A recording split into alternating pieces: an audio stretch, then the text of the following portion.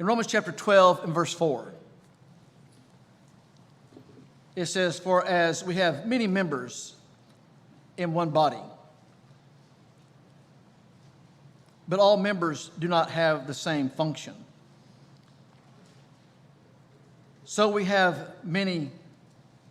being many are one body in Christ, individually members one of another." Turn with me to 1 Corinthians chapter 12. 1 Corinthians chapter 12. A companion passage to that. 1 Corinthians chapter 12, beginning in verse 14. "For in fact, the body is not one member but many. If the foot should say, 'Because I am not a hand, I am not of the body,' is it therefore not of the body? And if the ear should say, 'Because I am not an eye, I am not of the body,' is it therefore not of the body? If the whole body were an eye, where would be the hearing? If the whole were hearing, where would be the smelling? But now God has set the members, each one of them, in the body just as he pleased. For if they were all one member, where would the body be? But now indeed there are many members, yet one body. And the eye cannot say to the hand, 'I have no need of you,' nor again the head to the feet, 'I have no need of you.' No, much rather, those members of the body which seem to be the weaker are necessary. And those members of the body which we think to be less honorable, on those we bestow greater honor. And our unpresentable parts have greater modesty. But our presentable parts have no need. But God composed the body, having given greater honor to that part which lacks it, that there should be no schism or division in the body, but that the members should be have the same care for one another." What does it take? What does it take to be what we might consider accommodatively in the language to be a member of good standing in a fellowship of people like this? I wonder sometimes if we don't think on the level of what it means to be a member of the Kiwanis, or the Lions Club, or Rotary. What would it take to be a member of good standing in those clubs? Well, one might say they need to attend the meetings, at least most of them. One might say they need to pay their dues. But that's a little risky because we really don't know who pays what. And then someone might say, well, we need to obey all the rules, except there's none perfect. So what would it take to be considered faithful? Well, attend most of the meetings, make your contributions, and obey all the rules. But I would like to challenge that. I would like to significantly challenge that this morning. You know, when the kids were home, up until the time they were both 18 years old, they had a curfew. And parents, I'm not trying to stick a needle in your balloon with your kids. I'm just telling you what worked for us. But when each one turned 18, I told them, you no longer have a curfew. Jody thought when I told Cody Glenn that I had lost my mind. But I really knew what I was doing. And you know, when they came in, actually, when they didn't have a curfew, they came in earlier than they did with the curfew because they were pushing the rules. And now they had to make the rules. But you know, when they had a curfew and they came in, I never had to ask them, son, where's your right arm? Cam, where'd you leave your left leg? Why? Because they were connected together. There was an interdependence that their limbs had with their body. And they could no longer separate themselves from that than they could from living. Their right arm was going to go wherever they went. The left leg was going to go wherever they went. It was interconnected. And I'm concerned that we have a mindset. And I say that term we generally. I'm not trying to focus on anybody, and maybe it's more from my thought process than anybody else's. So I just take blame for that. Is that when someone comes here and they visit a while and they come to one of the elders and they say, we want to be a member here. Well, the normal course of which the elders for years have followed is that then they'll meet with that person or persons and they'll talk with those persons or that person. And we sit around the table and I will say, my name is Rickie and this is Joe and this is Terry and this is Brett and this is James and this is Rick. Or it might just be two of us in there. Normally it's not all six of us. It's just maybe two or three. If someone comes to Joe, Joe will grab Terry, he'll grab Brett, and they'll meet with somebody and say, yes, tell us about yourself. Tell us, how did you come to the Lord? Tell us about your baptism. And have you been married before? And then we'll describe something about the work here. And so, all things being kosher, an announcement is made. We'd like to let you know that Martin and Debbie Henderson would like to be considered members of this congregation. Will you please stand?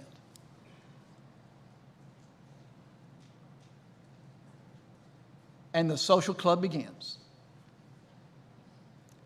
They're faithful if they have all their attendance. They're faithful if they pay their dues. They've got to make their contribution, but we don't know how much because that's none of our business. And obey all the rules. And if they don't do that, then they're not faithful. I would suggest to you that is a country club mentality. That our relationship in Christ, our relationship with one another, is more than just simply saying, I want to be a member here. It is something deeper and greater than, I was recognized, my card is punched, I've tried to obey the rules as much as I can, and I have given my contribution. There's a deeper interconnectedness than that. And I want to share three things with you this morning, and then at the end of this, share some things that I hope will be exciting to each one of you, because it's exciting to the elders and the deacons that have put what I'm going to propose together. The first thing I would like to suggest to you is believers belong when there's an emphasis on dependence, not independence. When there's an emphasis on dependence, not independence. Gary Henry, in one of his blogs, wrote this: interdependence is a higher value than independence. If we can't see that, perhaps we've been confused more than we realize by the various misconceptions of independence that are so much in vogue today. Yet misguided independence can hurt us every bit as much as the unhealthy dependence which we are so eager to avoid. Interdependence is a cooperative relationship in which individuals yield some of their independence to others in a relationship for the purpose of achieving a mutual goal or realizing a shared vision. It involves trust, commitments, collaboration, and it's based on the understanding that great challenges of life call for a bit of together work now and then. Interdependence produces what has been called synergy, an effect produced by the joint action of two or more people which would be incapable of producing individually.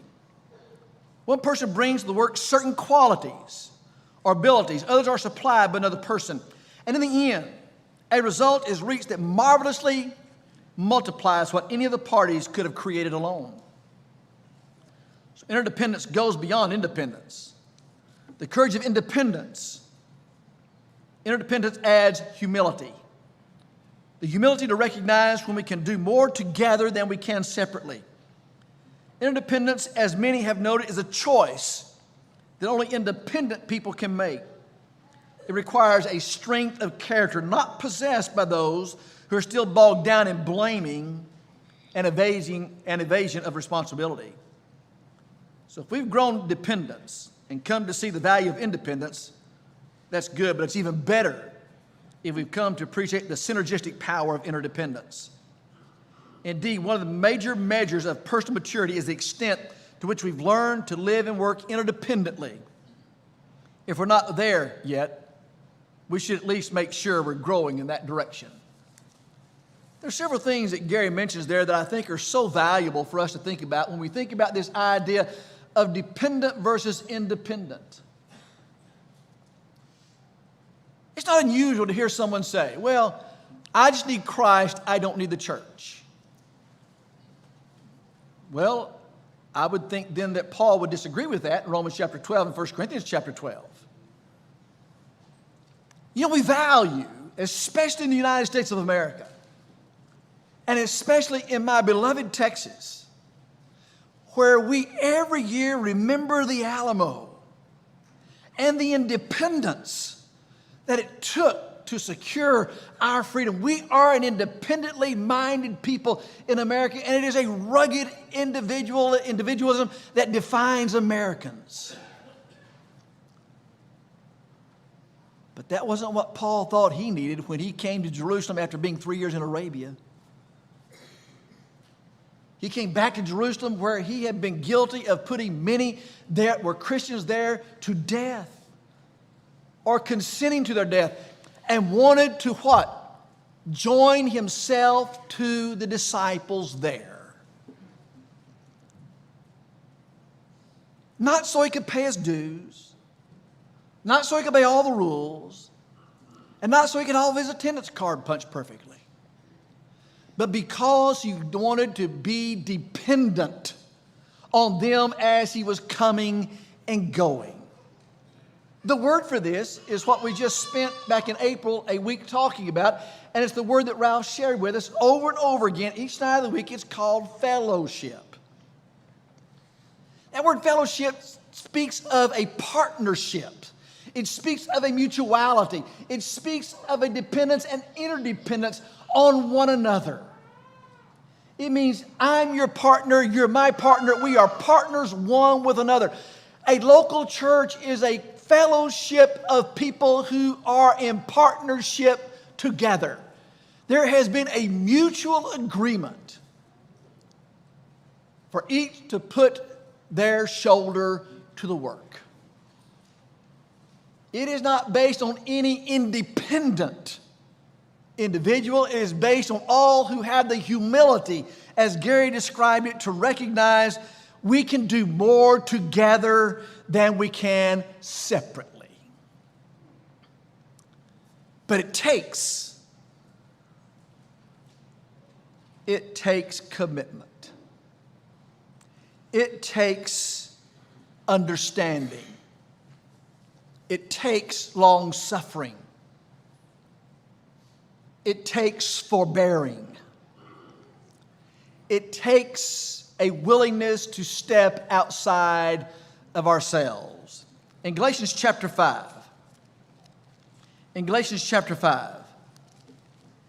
listen to how Paul will say this beginning in verse 22. But the fruit of the Spirit is love, joy, peace, long-suffering, kindness, goodness, faithfulness, gentleness, self-control. Against such there is no law. And those who are Christ have crucified the flesh with its passions and desires. If we live in the Spirit, let us walk in the Spirit. Let us not become conceited, provoking one another, envying one another. He says there's been a change. There's been a change in us if we are Christ. And if we're being walking by the Spirit or being led by the Spirit, there's been a change in us.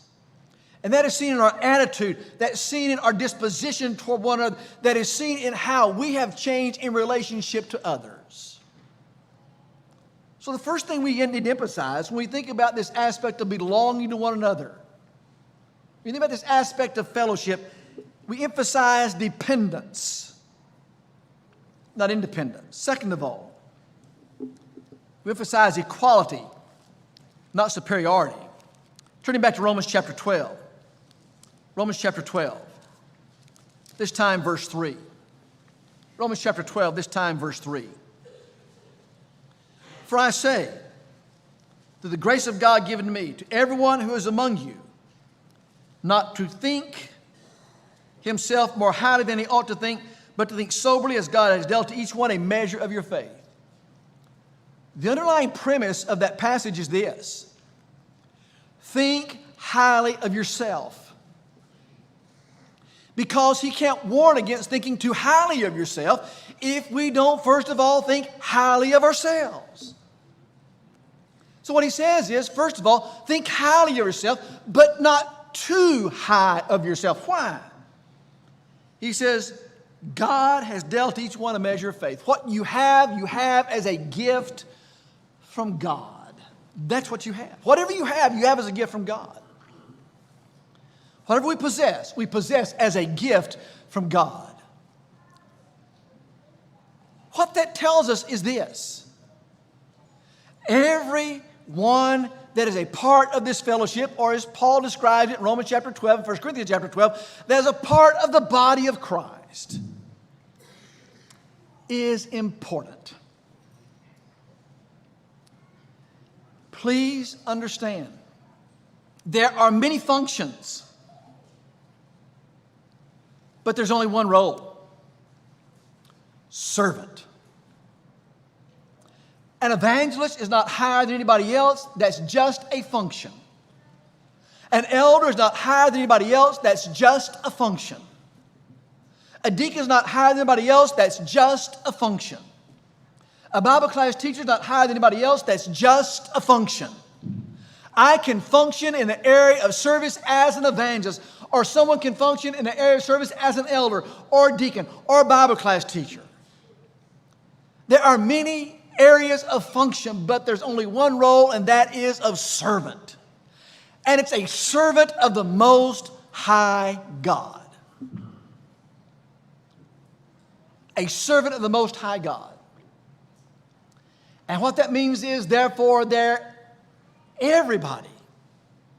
everyone is important. When you look across this partnership, this mutuality of people, we call the Campbell Road Church, which is a fellowship of God's people. We are a mixed group in most every idea you can throw about what is mixed. We come from the north, the east, the south, and the west. Not only in Texas, but in the United States. We've been blessed with good folks from Oregon and Seattle and that area in the Northwest. We've been blessed with folks from Mexico. We have people from all over here. We have people who are PhD, MDs, and even got a DVM. And we got a host of people who have a PhD from the University of Hard Knocks. That's where I got mine. And we have people who are white collar and blue collar and every other kind of collar workers. And we have people from every socio-economic background. We have people from an agricultural field. We have people from farms, from rural. We have people from cities, from metropolitan areas. We have people from a metropolitan area who would not know a cow from a pig.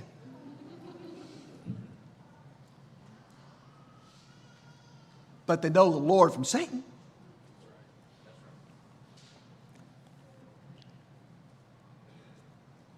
And that means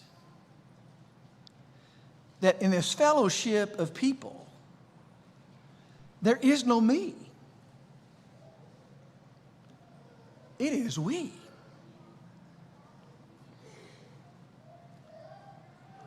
In the New Testament, to be part of a fellowship of people was more than simply having a name on a roll. And that's all we reduced it to. Then we've missed the idea of what it is to be a part and to have a share in and be partners. Can I illustrate how that often manifests itself, the me versus we? You ever been involved in a conversation with somebody and the conversation flows like this? Well, they said. Or others think, others feel, others have said. Wait a minute, time out. Time out. Tell me who the they are. Tell me who the others are. Because this is we, this is not me.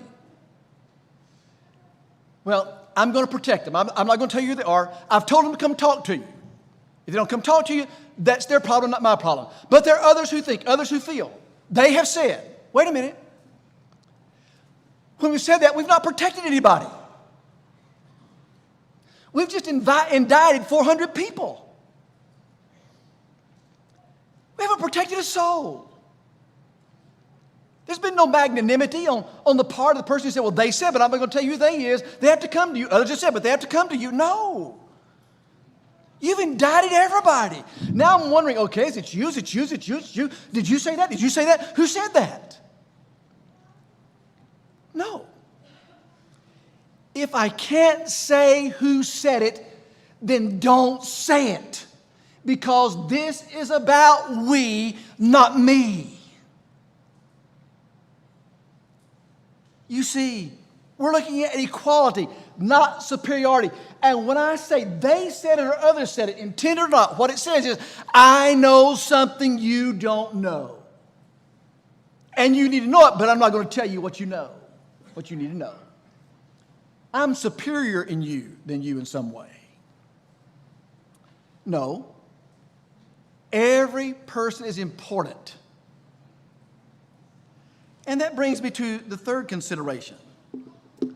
There's harmony, not hostility. Back to 1 Corinthians chapter 12. 1 Corinthians chapter 12. And read with me this time verses 12 and 13. For as the body is one, has many members, but all the members of that one body, being many, are of one body, so also is Christ. By one Spirit we were all baptized into one body, whether Jews or Greek, whether slaves or free, all have been made to drink into one Spirit. Do you see the harmony that's there? There's a harmony that's there. There's a harmony, not hostility. You know, when a young man, a young woman, or an older man, older woman stand before the preacher, whoever officiates the ceremony in a wedding. Usually, maybe not 100%, but usually there's something like this said. What God has joined together, let no man put asunder, and the two shall be one.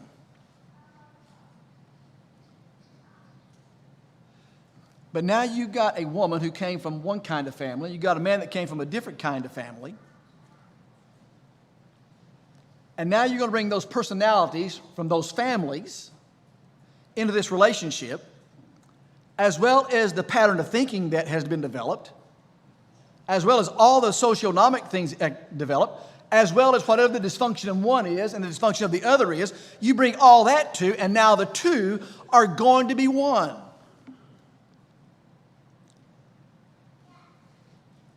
And they have a problem functioning.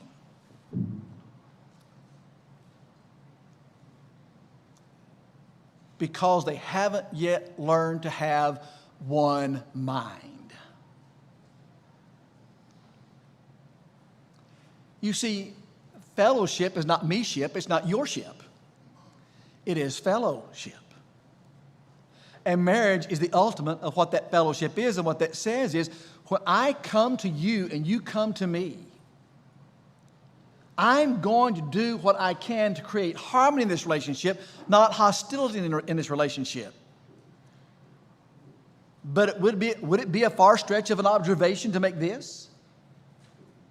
That instead of in harmony in many marriage relationships, there are marriage relationships that just exist with two people under the same roof? If I might make that observation, would I maybe be too far afield in making this observation? That when you have a fellowship of people like we are collected here, that instead of having a fellowship, like you have a marriage that exists under one roof, we have a collection of people that simply exist under one roof.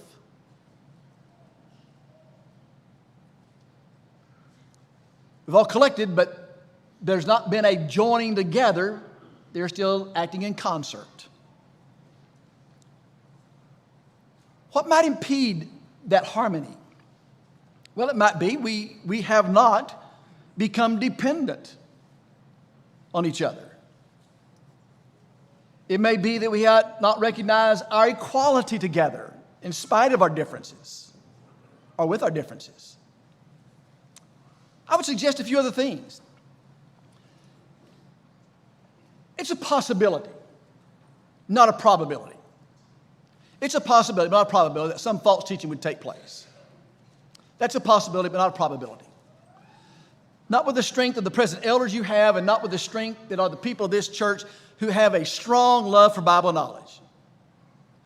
That would be challenged. It might be some external force.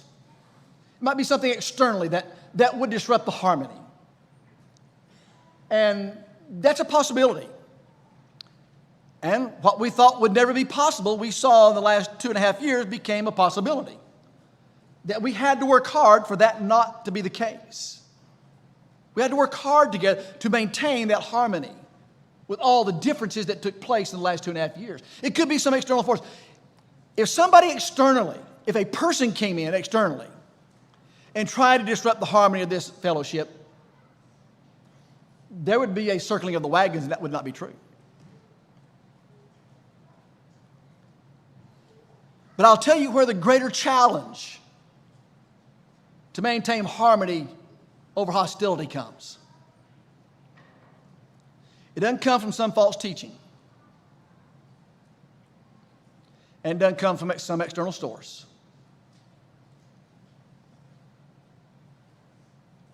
It comes from me.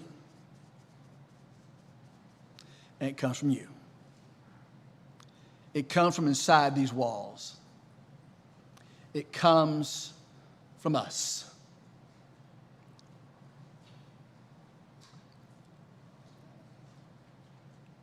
If I'm busy serving the Lord and serving God's people, and that means taking His word to whoever has the need, and I'm not waiting to be served, I'm doing all I can to serve the Word of God with people whose hearts need this Word, I'm not going to have enough time to spend thinking about me.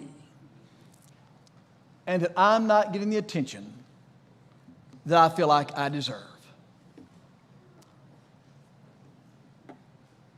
Well, there it goes again. Everybody slobbers all over Jordan again. He's that young, dynamic fellow. I tell you, people just love him. They slobber all over him. What did I become? Just post toasties and burnt toast all of a sudden? Am I just nobody been shoved out the pasture? Here comes Jordan. Let Jordan get it. He gets all the attention. Nobody says anything to me about it. Good sermon, Jordan. Oh, thank you, Rickie.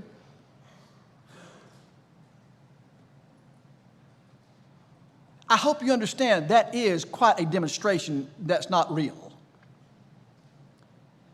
Because I don't care if you give Jordan all the encouragement that you can, because the problem with that is you're going to be back of me. Because unless it's Holly, I'm going to be first in line. But that's the same way I feel about you. It doesn't matter. It really doesn't matter. Am I making the announcements? Am I leading the singing? Did I get called upon to lead the prayer? The question is, am I doing my responsibility of serving the Most High God where I can to create harmony with people, to build relationships? And if I get to do that in the background where I don't get the attention, and that means nobody sticks their tongue out at me when they walk out the door, then that's great. I love what the psalmist said. I'd rather be a doorkeeper in the house of God than to dwell in the tents of wickedness. And what that simply means is if I can be a servant in the lowest, humblest way in the house of God, then I'd rather do that than simply dwell in the house of wickedness. Just let me open the door for somebody. Let me serve you somehow.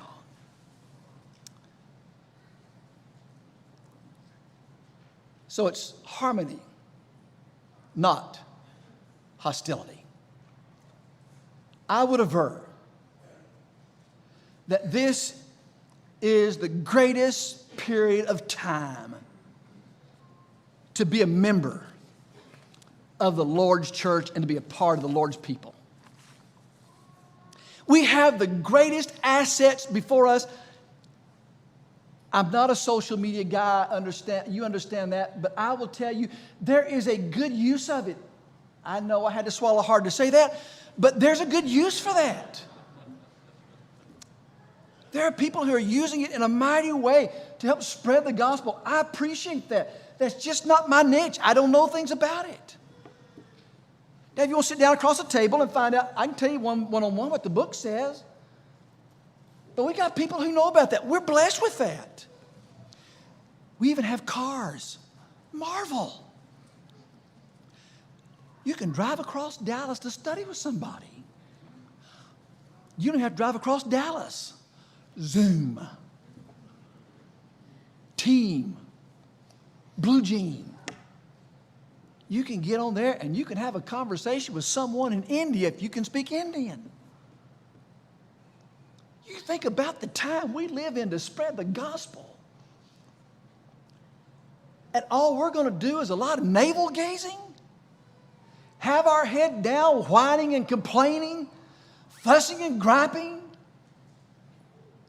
because it didn't go the way I thought it ought to go? Well, it didn't always go the way I think it ought to go either. But have you learned it's not about me? It's about we. It's not about they. It's not about others. It's about us. The greatest challenge to physical health is not external. Sadly, I'm not mocking it. It's serious. It's sad. It's devastating. It's horrendous. Gun shootings are not our greatest threat.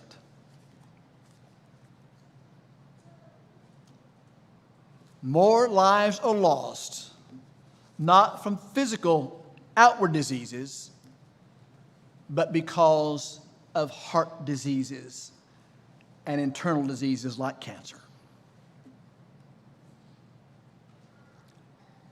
More lives are lost because of internal failures than external assaults.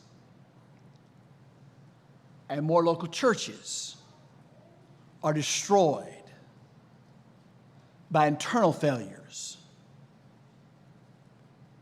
rather than external assaults. Lenin once said, "The United States will never be destroyed by any outward assault. They will just die from within." And a fellowship of God's people will never be destroyed by any outward assault. But we can just die from within. But we get to make the difference who lives. And that brings me to this. The real point of this lesson was to lay the groundwork for something I want to share with you that I hope you will find exciting, and I hope I can do an adequate job of explaining to you. A moment of history. Please give me a little bit longer. I know it's almost 12, but this is something I really need to lay out for you, so please bear with me. I am imposing on your time, I realize that. Probably 28 years ago, we had a member here by the name of Scott Powers. Scott now lives in the Louisville, Kentucky area. He was a Kentucky Wildcat, and he couldn't wait to get back to the wilderness.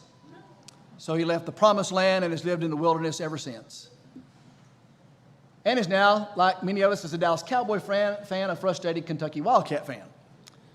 But Scott and I collaborated and put together what has gone through the upteenth emanation of what is now the outreach group that you have every Sunday when the lights blink. First of all, it started with the whole congregation, all that were interested, would gather in the blue room. That was the old big classroom in the old College Park building. It was blue because it had blue carpet and blue seats. Therefore, called the blue room. Easy for people to identify. Those that wanted to come would come back there, and we would go down the whole roster of people. I would lead the meeting. We'd go down the whole roster of people. Okay, Eric's not here. Does anybody know why Eric's not here? Okay, who would like to call Eric? Okay, Michelle's not here. Does anybody know why Michelle's not here? Okay, who would like to call Michelle? And today we have these visitors' cards today. Today we have Phyllis Floyd visiting with us. Who would like to call Phyllis? And we'd go around the room. We'd go down the whole roster. That's how we would deal with people. That's how we kept up with people. But you know, all mechanical things have to be tweaked. And over a number of years, it died out. It just kind of died. And we tried to continue it in 2003 when we got in this building, and then we realized, okay, we got to change this. And so we changed it to another mode. And that worked for a while, and then we changed it to another mode, and then we changed it to what we now have with Kevin Peterson and Ron Rickie being the deacons that take care of the outreach group that we have. And so each Sunday, a group, I think it's group 3 today, meets, and so the lights are going to flick, and there's your sign. When the lights flick, please go to the back. And we're going to go over then all the people who have needs and all the visitors. Who wants to write this card? Who wants to give this? Who wants to call that? And we also try to collect people who can give people rides, who need rides. And so we go through that, and each group takes the responsibility for the ride of people who need it, or whatever the need is that week. The intent of all that is so that nobody falls through the cracks, so that everybody feels a part. Everybody is touched in some way by somebody, and it's not just the preachers, it's not just the elders that do that. It therefore enfolds everybody into that commitment. Well, everything mechanical has to be tweaked. And one of the frustrations has been, and this is not to sound accusatory in any way, it just is what it is. It's just what it is. Even our outreach groups have begun to kind of dwindle, so that just a few show up. The group leader, maybe 2 or 3 other families, show up back there and go over it.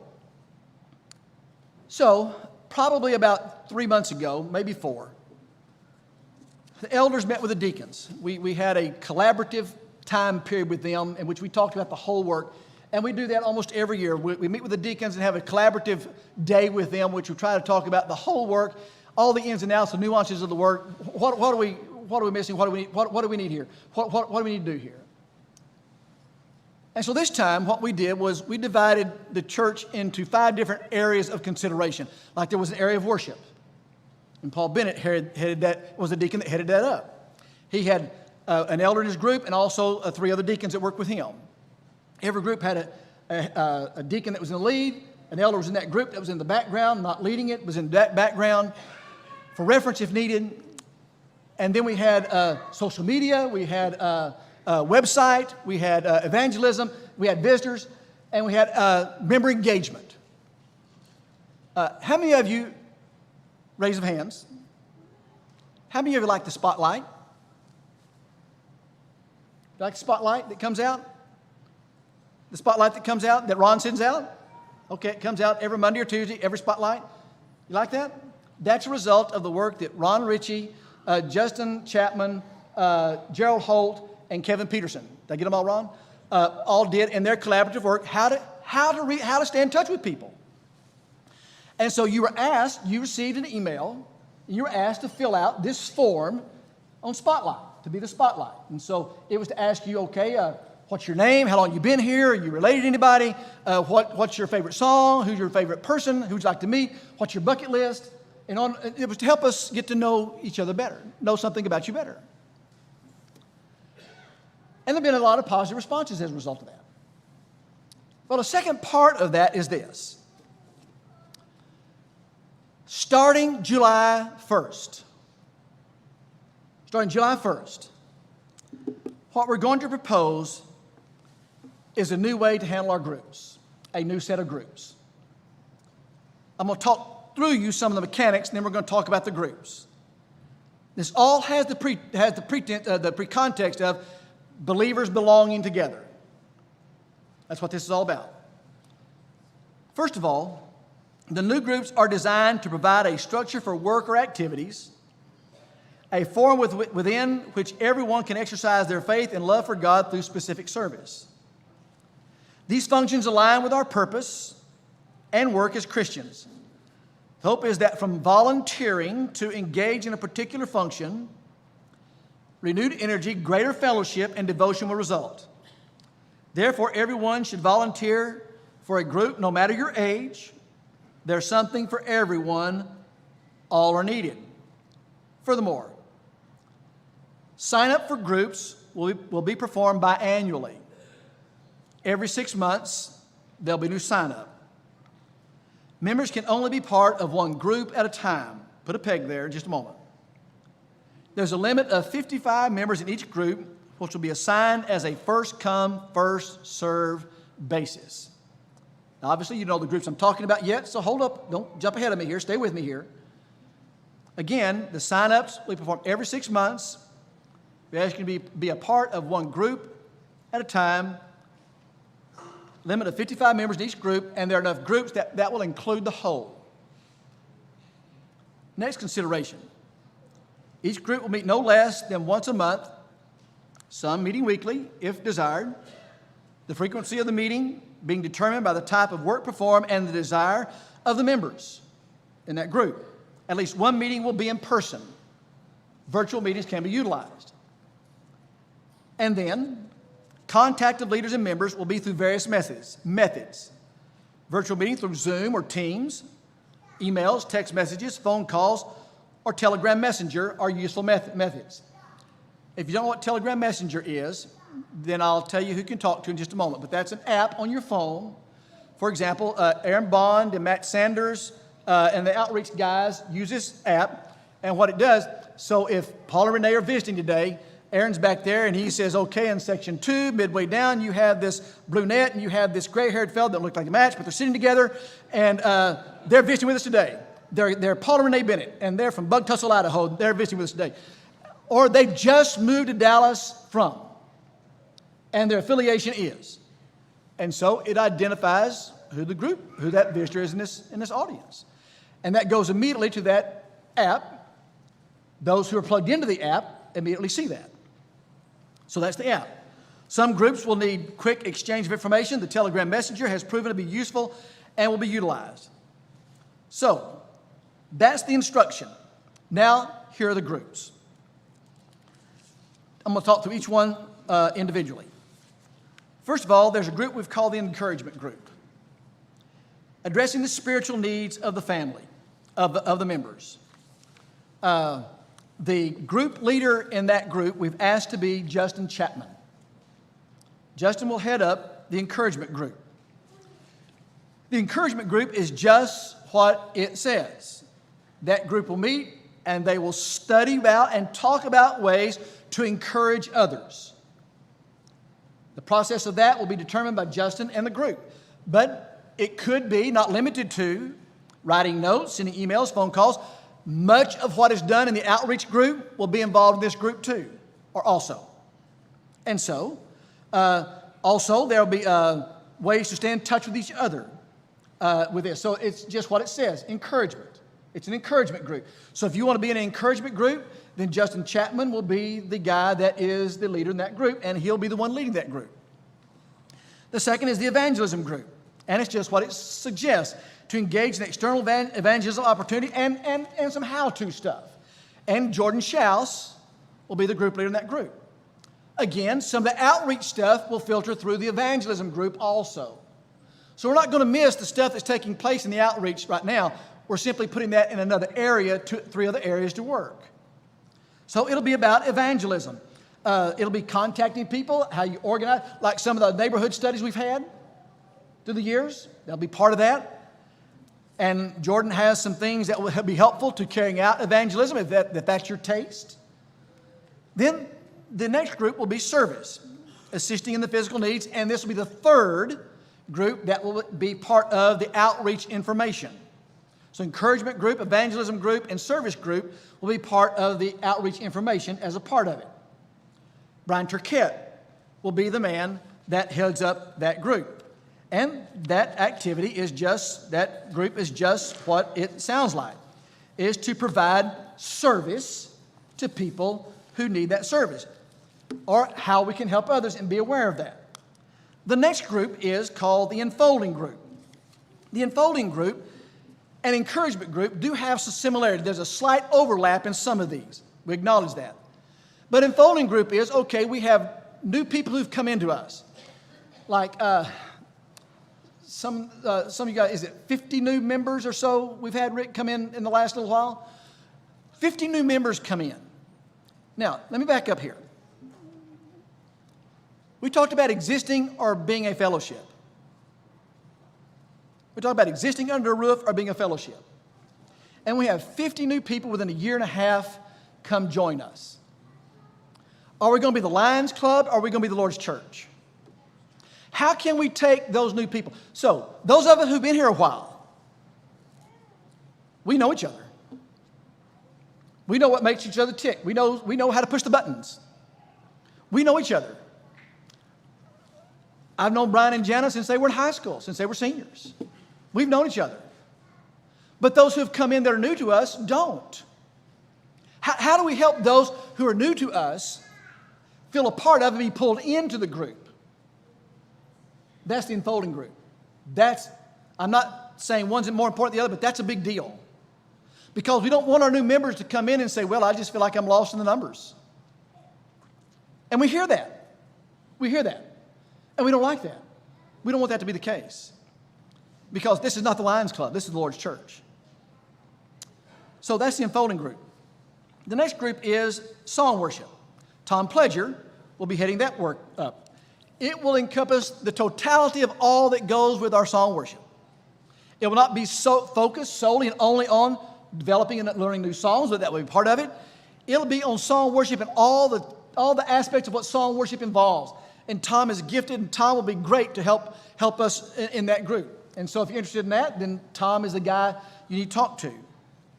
And then the next is deeper study. And I will lead that group. And the first study we're going to have is, who's the 10th horn of the 10 horns of the dragon that's in the book of Revelation? Yeah. And then we figure him out. We're going to go to the 5th horn and figure him out. No, what we're going to do is try to do some things that may be more specialized than what we get to in our Bible classes. And so if you're interested in deeper study, I didn't say over your heads. I still will try to communicate in a way that's understandable, but this will be the thing that will of interest to you. And then finally will be the group on prayer. And Martin Henderson will head that up. It will not just simply getting together and praying for people. Martin will also be talking about the different aspects of prayer, the place of prayer in our life, enhancing our prayer, growing in our prayer life, let me put it that way, looking at what the Bible says about prayer.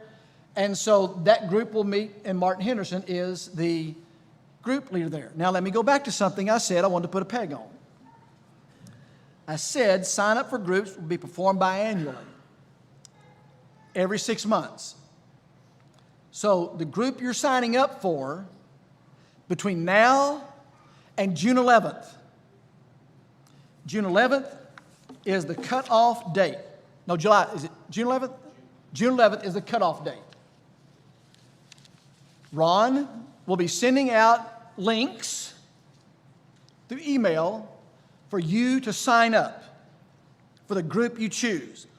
Also, for those who are not adept at computer stuff, there will be a paper copy in each box.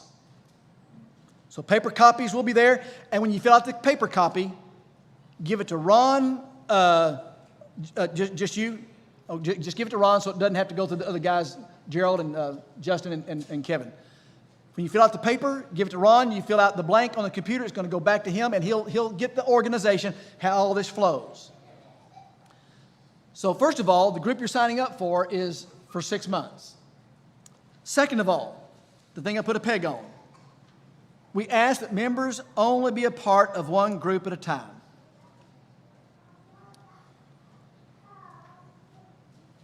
We can already hear the wheels turning because we've already heard the wheels turning.